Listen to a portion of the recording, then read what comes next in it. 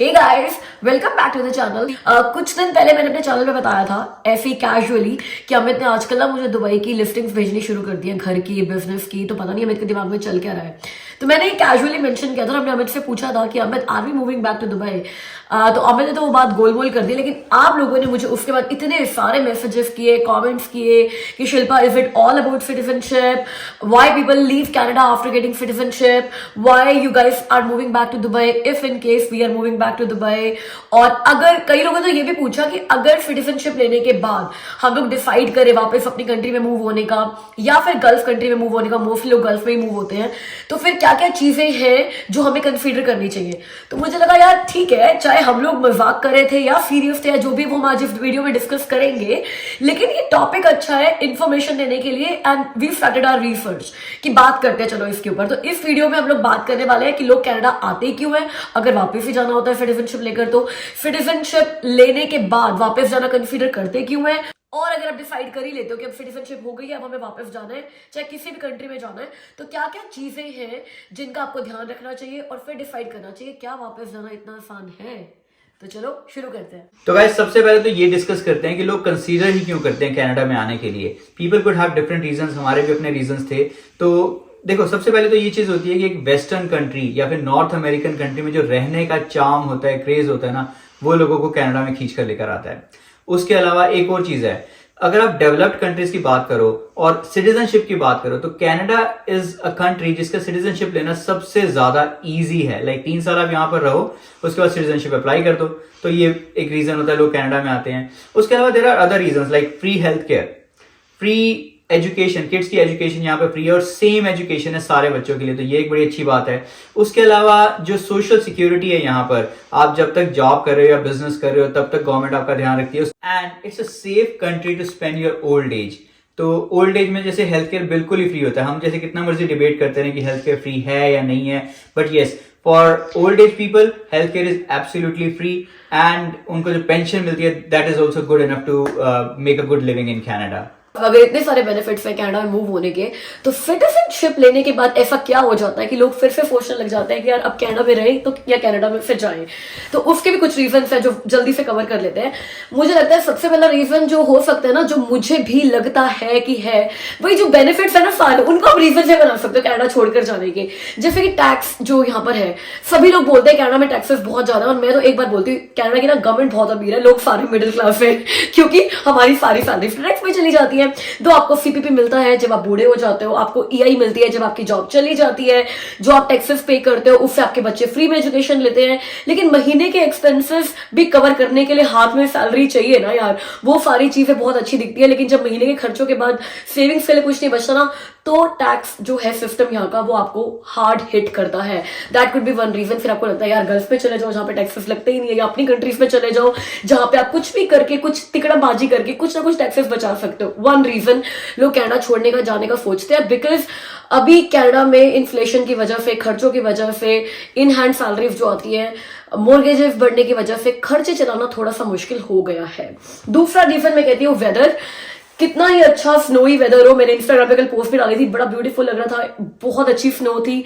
लेकिन अगर साल के 6-7 महीने जब इतना ठंडा वेदर बाहर पे रहता है ना, दो अंदर हीटर है, कोई पता नहीं चलता, लेकिन आप ना आउटडोर्स इतने ज्यादा एंजॉय नहीं कर सकते जितना फ्रीली जब हम, देखो कनाडा में भी लोग पैदा होते हैं, जनरेशन से कनाडा में रह रहे हैं, उनको यही वेदर पता है। लेकिन जब हम लोग साउथ एशियन कंट्रीज से आते हैं ना, वार्म वेदर से आते हैं, तो हम उस वेदर को कहीं ना कहीं आफ्टर फ्यू इयर्स मिस करने लग ही जाते हैं। गुड ईयर में ना एक ही बार डिस्कस करते हैं कि यार बस अगर कनाडा में स्नो ना होती तो कनाडा बेस्ट कंट्री होता रहने के लिए। लेकिन स्नो की वजह से ना रोज वेदर देखकर जाओ, स्नो शूज पहनकर जाओ, स्नो बूट पहनकर जाओ, क्लब जाना है तो सोच कर जाओ कि यार मतलब ड्रेस पहनकर जाए या फिर बूट्स और जैकेट्स पहनकर जाए। तो weather could be one of the reason, और सिर्फ हमारे लिए नहीं, हमारे पेरेंट्स के लिए भी। मतलब अपने पेरेंट्स को जब भी बोलती हूँ ना कनाडा आने के लिए, तो कहते हैं तुम इतनी ठंड में बैठे हुए हो, हमने नहीं आना वहां पे। तो as much as we will be able to adapt with the weather, लेकिन अगर आप अपनी फैमिली की बात करो, रिलेटिव्स की बात करो, पेरेंट्स की बात करो, उनके लिए इस एज में कनाडा के वेदर में अडेप्ट करना रियली में मुश्किल है।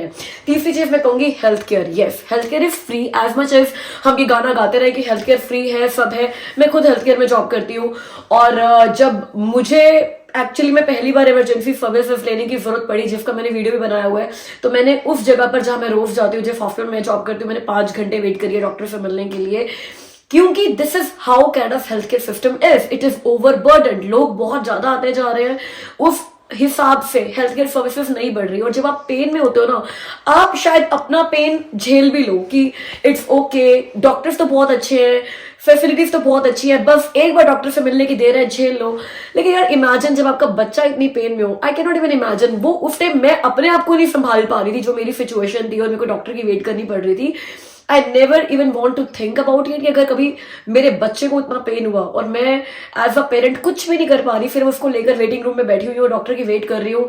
जब हमने ये लग्जरीज देखी है ना अपनी कंट्रीज में, हम इंडिया से आए हैं, पाकिस्तान से आए हैं, दुबई में रहे हैं, कि यार बस हम जाते हैं हॉस्पिटल और डॉक्टर ऐसे आपको अटेंड करता है और आपको इतना प्रायोरिटी में मिलता है और वो लग्जरी ट्रीटमेंट लिया हुआ है। तो यहाँ पे प्राइवेट हेल्थ केयर में नहीं है। Even if I feel like यार मेरे बच्चे को बस ठीक कर दो, अभी उसको देख लो, मैं पैसा दे दूंगी, बट ऐसा कोई सिस्टम ही नहीं है, प्राइवेट हेल्थ केयर ही नहीं है। तो ये चीज भी थोड़ा आपको हिट करती है जब आपको प्राइवेट हेल्थ केयर सिस्टम नहीं मिलता। आपको टेस्ट कराने और उन टेस्ट की रिपोर्ट के लिए आपको वेट करनी पड़ती है, अपने डॉक्टर से मिलकर वो रिपोर्ट डिस्कस करने के लिए वेट करनी पड़ती है। Canada health care system is one of the major reasons लोग कंसीडर करते हैं कनाडा छोड़कर जाना। अब इसके अलावा education system, yes health care free है, एजुकेशन सिस्टम फ्री है, बट फ्री होने की वजह से is it at par with our countries, अब आर साउथ एशियन कंट्रीज। हम इंडिया से आए हुए हैं, पाकिस्तान से आए हुए हैं, जहां पर पढ़ाई पर इतना जोर दिया जाता है। इवन चाइना में भी, मतलब हमें याद है कि एमी की एज में पता नहीं हम लोगों ने क्या क्या सिलेबस में कवर कर लिया था, और एमी रोज आर्ट एंड क्राफ्ट ही करके आती है। तो यहाँ का जो एजुकेशन सिस्टम है बड़ा कूल है कि बच्चों को फ्री छोड़ दो, आर्टिस्टिक बनाओ, उनको सोचने दो, विच इज गुड, मैं उसको क्रिटिसाइज नहीं कर रही हूँ। लेकिन जब हम अपने बच्चों को कंपेयर करते हैं ना अपनी कंट्री के बच्चों के साथ, जो हमारे रिलेटिव्स के बच्चे इंडिया में रहते हैं, गल्फ में रहते हैं, तो हमें लगता है कि यार इन बच्चों ने इतना कुछ कर लिया, हमारे बच्चों ने कुछ पढ़ा ही नहीं। क्योंकि जो लोग पढ़ाई ओरिएंटेड है ना, जो लोग बड़े स्टूडियस होते हैं, पढ़ाई में बहुत ज्यादा होते हैं, उनको यहाँ का एजुकेशन सिस्टम समझ में नहीं आता। तो ये भी एक रीजन है लोग कनाडा छोड़कर जाते हैं। अब अगला पॉइंट ये भी है, ये मैं कहूंगी हम सब साउथ एशियंस के लिए, क्योंकि हम साउथ एशियंस की ही बात कर रहे हैं, क्योंकि हमारी फीलिंग्स भी अलग होती है, बस हर कंट्री को लेकर इमोशंस हमारे अलग होते हैं। प्रॉक्सिमिटी ऑफ होम, हम अपनी होम कंट्रीज से इतनी दूर है ना यार कि ऐसा नहीं सोच सकते कल किसी का फोन आया इंडिया से कि यार तबीयत खराब है और आ जाओ जल्दी मिलने के लिए, और हम बस अभी सुबह की टिकट कराकर चले जाएं। इतना लग्जरी यहाँ पर नहीं है। और अगर हम ये बोले कि पेरेंट्स कनाडा आ जाते हैं, तो अब आप सुपर वीजा पे बुला सकते हो, वो 2 साल के लिए रह सकते हैं, लेकिन आप अपने दोनों हस्बैंड और वाइफ दोनों अपने पेरेंट्स को बुलाकर कनाडा में नहीं रह सकते ना। एक मिडिल क्लास फैमिली अपने साथ कितने पेरेंट्स को रख सकती है? 1 पेरेंट को, 2 पेरेंट्स को या 4 पेरेंट्स को। अमित के मम्मा यहाँ पर आते हैं, उनका भी विजिट वीजा है, अभी तक हमने उनका पीआर अप्लाई नहीं किया। We are planning to apply her PR this year, क्योंकि हम एलिजिबल अभी हुए हैं। लेकिन मेरे पेरेंट्स का क्या, वो तो कभी भी यहाँ के पीआर भी नहीं लेंगे, बिकॉज मेरा भाई है इंडिया में, मेरी बहन है इंडिया में, मेरे माँ बाप का बिजनेस है इंडिया में, जॉब्स है उनकी, और ना ही उन्होंने कनाडा हर साल कभी मुझे विजिट करने के लिए आना, बिकॉज ना तो कनाडा इतना पास है हमारी कंट्री से, और ना ही टिकट्स इतनी सस्ती है। इनफैक्ट कोविड के बाद तो टिकट्स इतनी ज्यादा महंगी हो गई है, और कोविड आजकल की बात नहीं है, पिछले 3 साल से ही चले जा रहा है। तो अब अपनी कंट्री में जाने के बारे में सोचने के लिए भी ना पूरी साल की बजट प्लानिंग करनी पड़ती है, कितना खर्चा हो जाएगा, और पूरे साल का ही बजट हिल जाएगा। इसके अलावा yes, one of the parents can come to Canada, not all the parents. Like if you have 4 grandparents, बच्चों के 4 ग्रैंड पेरेंट्स है, सभी के सभी कनाडा में नहीं आते। वेदर भी रीजन ले सकते हो, दूर है बहुत, ये भी रीजन ले सकते हो। और पीआर लेना दो इज एन ऑप्शन कि अपने पेरेंट्स का पीआर अप्लाई कर सकते हो, बट आई नो पीपल जो 6-6 साल से अपने पेरेंट्स का पीआर अप्लाई करे और उनको पीआर नहीं मिली है। कुछ लकी वंस है जिनको मिल जाते हैं, बट ऐसे बहुत सारे लोग हैं जो पूल में ही रहते हैं। तो ये भी रीजन हो सकता है कि लोग अपने पेरेंट्स के पास रहना चाहते हैं, लोग अपनी फैमिली के पास रहना चाहते हैं, लोग ये लिबर्टी चाहते हैं कि जब उनका मन करे वो अपनी फैमिली के पास पहुंच पाए, जल्दी पहुंच पाए, टिकट्स थोड़ी बेयरेबल हो। ये भी एक रीजन है कि लोग कनाडा छोड़ते हैं। Last but not the least, जो बहुत बड़ा रीजन है लोगों के कनाडा छोड़कर जाने का, वो ये है कि जब वो अपनी फील्ड पे जॉब नहीं कर पाते हैं, जिस फील्ड पे उन्होंने सालों तक पढ़ाई करी है, अपना प्रोफेशन बनाया है, यहाँ पर आकर जब उनको फिर से लाइसेंस लेना पड़ता है, फिर से एग्जाम्स देने पड़ते हैं, और वो ट्राई भी करते हैं, बट 1 या 2 अटेम्प्ट्स के बाद अगर नहीं हो पाता, दे सेटल फॉर और जॉब्स। डॉक्टर्स कैब चला रहे होते हैं, लॉयर्स कोई भी और जॉब कर रहे होते हैं, जो सीएज होते हैं वो नॉर्मल अकाउंटेंट की जॉब कर रहे होते हैं, बिकॉज सीए को भी लाइसेंस लेना है यहाँ पर, लॉयर को भी लाइसेंस लेना है, डॉक्टर को भी लाइसेंस लेना है, फिजियोथेरेपिस्ट को भी लाइसेंस लेना है। तो जब तक सिटीजनशिप नहीं मिलती ना, तब तक तो वो फिर भी यार अपनी फ्रस्ट्रेशन लेवल दबा कर ही काम कर रहे होते हैं। लेकिन जब सिटीजनशिप मिल जाती है ना, तो उनको लगता है कि यार why we are wasting our life in our jobs, अगर हम अपनी कंट्री में जाकर अपने ही लेवल की और अपने ही फील्ड की जॉब कर सकते हैं, व्हाई नॉट। तो ये भी एक रीजन है कि लोग कंसीडर करते हैं सिटीजनशिप लेने के बाद कनाडा छोड़कर जाना। गाइस, इससे पहले हम आगे बढ़े, प्लीज चैनल को सब्सक्राइब कर दो, वीडियो को लाइक कर दो, वीडियो को आप शेयर करो और मुझे सपोर्ट करो मेरी यूट्यूब जर्नी में। हमारे दिमाग में ये फ्लाइंग क्यों आया कि हमें सिटीजनशिप लेने के बाद कनाडा छोड़कर दुबई जाना है कि नहीं जाना है? अब जैसे we are at the verge of getting the Canadian citizenship, कभी भी हमारी सिटीजनशिप आ सकती है। तो जो आपका टारगेट होता है ना, जब आप उसके बिल्कुल पास पहुंचने वाले होते हैं, तो आपके दिमाग में ना फिर ये आता है कि व्हाट्स नेक्स्ट, अब ये मिल जाएगा, ये चीज पूरी हो जाएगी, तो उसके बाद क्या करना है। और फिर कई बार ऐसा भी होता है, ये लगता है कि ठीक है यार, ये हो गया टारगेट पूरा, चलो now let's go back to your comfortable life. तो I think that was the reason मेरे दिमाग में एक बार आया कि यार वो दुबई की लाइफ दोबारा देखते हैं, let's go back to Dubai और एंजॉय दैट ब्यूटीफुल लाइफ। हाँ, लेकिन जब हमने सीरियस होकर डिस्कशन करने शुरू किए ना, और पॉइंट्स पे पॉइंट्स निकले कि is it that easy to go back, वही कानों को हाथ लगा दिया हमने। तो अब जो हमने एक्सप्लोर किया, तो वो आपको बताते हैं कि एक बार आपको सिटीजनशिप मिल गई है कनाडा की, आप भी इसी डायलेमा में हो कि वापस अपनी कंट्री में जाएं कि कनाडा में ही रहे, और अगर वापस जाते हैं तो हमारे ऊपर क्या क्या इम्प्लीकेशंस है। तो हम वो डिस्कस करते हैं जो हमने सोचा। पहली चीज तो, जितना अपनी कंट्री को छोड़कर या जिस भी कंट्री में आप रह रहे हो उसको छोड़कर कनाडा में आना डिफिकल्ट डिसीजन था सबके लिए, कि आप घर छोड़कर आ रहे हो, कार्स छोड़कर आ रहे हो, अपनी लाइफस्टाइल छोड़कर आ रहे हो, अपनी जॉब्स छोड़कर आ रहे हो। उतना ही डिफिकल्ट, या मैं कहूंगी उससे भी ज्यादा डिफिकल्ट है कनाडा को छोड़कर वापस जाना। क्यों? क्योंकि अब Canada is your home. You are citizen here. You have jobs here. You are earning well. हमारे केस में हमने घर भी ले लिया है, कार्स है, सब कुछ है। तो फिर से एक लेवल था दुबई में, राइट? वो एक लेवल पर पहुंच गए थे, अच्छी जॉब्स थी, अच्छी सैलरीज थी, वो सब कुछ घर बना रखा था। सब कुछ छोड़ के कनाडा में आए और स्क्रैच से शुरू किया। Now we invested our 5 years in this country. अब वो 5 years कैसे फिर से जीरो करके वापस किसी कंट्री में जाकर स्क्रैच से शुरू करें। तो पहले 5 साल कनाडा दुबई में इन्वेस्ट किए, कुछ अचीव किया, सब छोड़ दिया, कनाडा में। कनाडा में 5 साल इन्वेस्ट किए, कुछ अचीव किया, सब छोड़कर दुबई चले जाएं और फिर सबसे स्क्रैच से शुरू करें, तो लाइफ तो ऐसे ही बीत जाएगी। That's true. और गाइस, अगर हम वेदर की बात करें, अब बात करते हैं टैक्स इम्प्लीकेशंस की।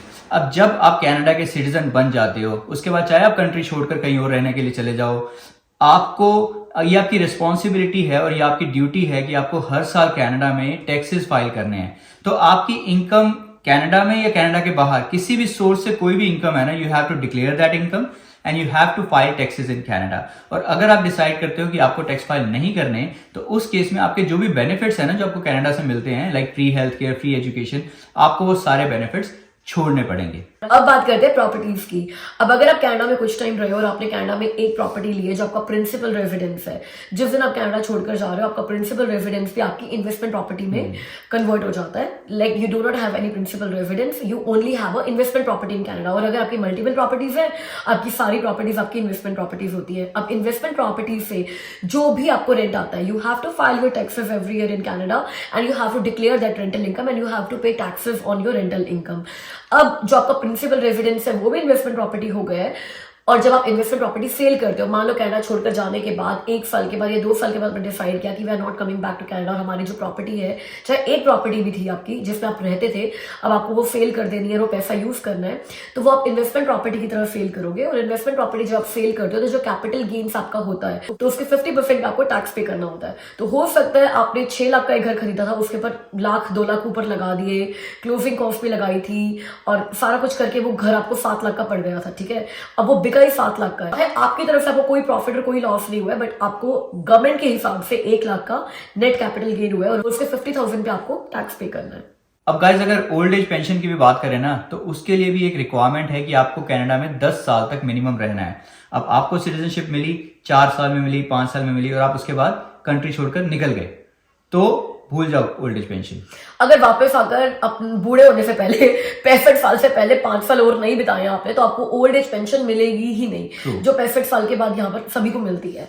इसके अलावा सीपीपी क्या चीज है, कनाडा पेंशन प्लान, जितना काम आप करते हो आपके हर पे चेक से कुछ कंट्रीब्यूशन सीपीपी में आपकी तरफ से जाता है, कुछ कंट्रीब्यूशन आपके एम्प्लॉयर की तरफ से जाता है, और तभी सीपीपी में अच्छा खासा पैसा इकट्ठा होता है कि आपकी ओल्ड एज जब आपकी पेंशन शुरू होती है तो आपको वो पैसा मिलता है आपके खर्चों के लिए। अब अगर आपने कनाडा में इनफ ईयर्स काम ही नहीं किया है, सीपीपी में कंट्रीब्यूट ही नहीं किया है, तो जब भी आपकी सीपीपी भी शुरू होगी, चाहे अगर कनाडा में 5 साल काम किया तो 5 साल मैंने सीपीपी में कंट्रीब्यूट किया है, तो ऐसा नहीं मुझे कुछ भी नहीं मिलेगा, लेकिन जो भी मुझे मिलेगा वो चिल्लर मिलेगा एक्चुअली। तो अगर आप कनाडा में रहकर काम ही नहीं करोगे, सीपीपी में कंट्रीब्यूट ही नहीं करोगे, तो फिर कौन सा सीपीपी मिलेगा? तो जो ओल्ड एज में पेंशन वाली बात और सिक्योरिटी वाली बात हमने करी थी ना, वो भी भूल जाओ। अब यार अगली बात ये भी है यार कि you come here for your kids. मेरी जितनी भी लोगों से बात होती है ना, जब भी चैट होती है, मैं सबको यही बोलती हूँ कि one generation always suffers to give comfortable life to another generation, तो we came here for our kids. आप लोग आ रहे हो अपने बच्चों के लिए, उनकी सिक्योरिटी के लिए, उनको अच्छी एजुकेशन देने के लिए, अच्छा लाइफस्टाइल देने के लिए। Now if you decide to go back, आपको क्या पता आपके बच्चे उस कंट्री में जहां भी आप मूव कर रहे हो अच्छे सेटल हो पाएंगे या नहीं हो पाएंगे। 4-5 साल बच्चे कंट्री में रहकर इस कंट्री के ही हो जाते हैं, इसी कंट्री की तरह बात करते हैं, इसी कंट्री का लाइफस्टाइल है उनका, इसी कंट्री के फ्रेंड्स हैं उनके। मुझे लगता है उनके लिए हमें चाहे इजी भी लगे ना, क्योंकि हमने वो कंट्रीज देखी हुई है, बच्चों के लिए दोबारा जाकर उस कंट्री में सेटल होना बहुत मुश्किल है। और अगर आपके ऐसे फ्रेंड्स हैं जो सिटीजनशिप लेने के बाद अपनी कंट्रीज में वापस चले गए थे, हमारे भी ऐसे फ्रेंड्स हैं, लेकिन मैं साथ में ये ऐड करूंगी, हमने अपने बहुत सारे फ्रेंड्स को वापस आते हुए भी देखा है। They got the citizenship, they move back, within 1 year they came back to Canada. ऐसे भी हमारे फ्रेंड्स हैं, और मोस्टली साउथ एशियन कंट्रीज के साथ तो ऐसा होता है। So it's a big decision to consider कि जहां जा रहे हो वहां पर वही लाइफस्टाइल मिलेगा जो 4-5 साल पहले छोड़कर आए थे, या वो लाइफस्टाइल अब आपको अच्छा लगेगा जो आप छोड़कर आए थे। ये चीजें भी सोचने वाली है। इसके अलावा अगर हम अपनी बात करें ना, तो हमारे यहाँ पर 2 घर हैं, दोनों इन्वेस्टमेंट प्रॉपर्टीज बन जाएंगे। कभी हम सोचे कि यार हमें एक घर बेचना है, एक घर ही रख लेते हैं क्योंकि हम कनाडा में रहते नहीं है, तो उसके ऊपर इतना हैवी टैक्स पे करना, फिर रेंटल प्रॉपर्टीज जो बन जाएंगी उन पे क्या इतना रेंट आएगा कि अब उसकी mortgages, property tax, insurance, utilities सब कवर कर सके, या फिर आपको अपनी मतलब कहीं और रहकर अपनी जेब से यहाँ की प्रॉपर्टीज मेंटेन करने के लिए पैसा देना पड़ेगा। ये भी एक सोचने वाली बात है। राइट। और एक बात और, वहां जाकर इतने बड़े घर भी नहीं मिलने। ये तो बहुत बड़ी बात है कि यस, कनाडा में चाहे कितना मर्जी आप बोलो कि प्रॉपर्टीज बहुत महंगी है, बहुत एक्सपेंसिव है, रियल एस्टेट बबल है, कुछ भी है, बट अब ये देखो ना कि कनाडा में प्रॉपर्टीज कितनी ह्यूज है। बच्चों को बैकयार्ड मिलता है, फ्रंट यार्ड मिलता है खेलने के लिए, घर बड़े बड़े हैं। इतना बड़ा घर ना तो मैं इंडिया में अफोर्ड कर सकती हूँ और ना ही मैं दुबई में अफोर्ड कर सकती हूँ। दुबई में आप 2 bedroom कॉन्डो, जो हम यहाँ पर कॉन्डो बोलते हैं ना, जैसे अपार्टमेंट हो गया, तो आप 2 bedroom अपार्टमेंट भी लोगे ना, तो जितना शायद हम इस घर की मॉर्गेज पे करते हैं उतना हमारे को उस घर का रेंट पे करना पड़ेगा। यहाँ पे मॉर्गेज में हमारा प्रिंसिपल और इंटरेस्ट दोनों जा रहा है, वहां पे सिर्फ रेंट जाएगा, और उसके बाद भी 2 bedroom कॉन्डो मिलेगा, और बदले में हमारे को 4 bedroom विद पूल, बैकयार्ड ये घर छोड़ना पड़ेगा। तो लाइफस्टाइल सोचकर आप वापस जाने का सोच रहे हो ना, सोचो कि कनाडा का लाइफस्टाइल मतलब इट्स ऑल अबाउट प्रायोरिटीज, कि आपको कंफर्ट चाहिए, आपको मेट्स चाहिए, या आपको बच्चों का जो लाइफस्टाइल यहाँ पर है, जो घर आपका यहाँ पर है, जो जगह आपको यहाँ पर मिली हुई है, वो सब कुछ चाहिए। So guys, are we going back to Dubai?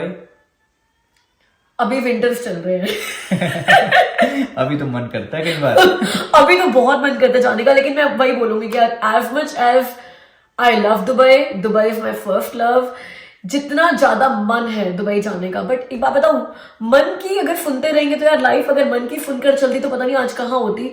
Not आप अपने दिल की हर डिजायर पूरी नहीं कर सकते ना, sometimes you have to be practical. तो दुबई जाना is an emotional decision, Canada में रहना इज अ प्रैक्टिकल डिसीजन। तो इस वक्त तो लाइफ प्रैक्टिकल ज्यादा होना मांग रही है, राइट।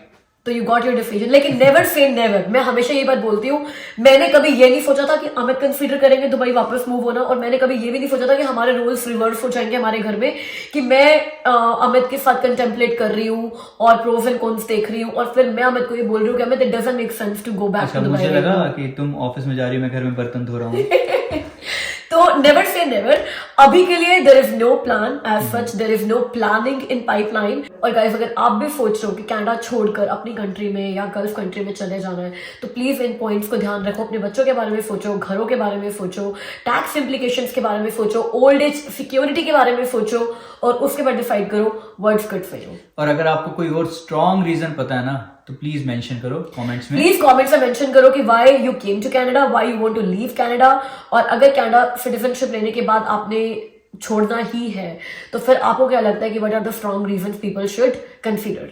तो आज की वीडियो के लिए इतना ही, हमसे मिलो कल की वीडियो में, तब तक के लिए अपना ध्यान रखना। Bye bye.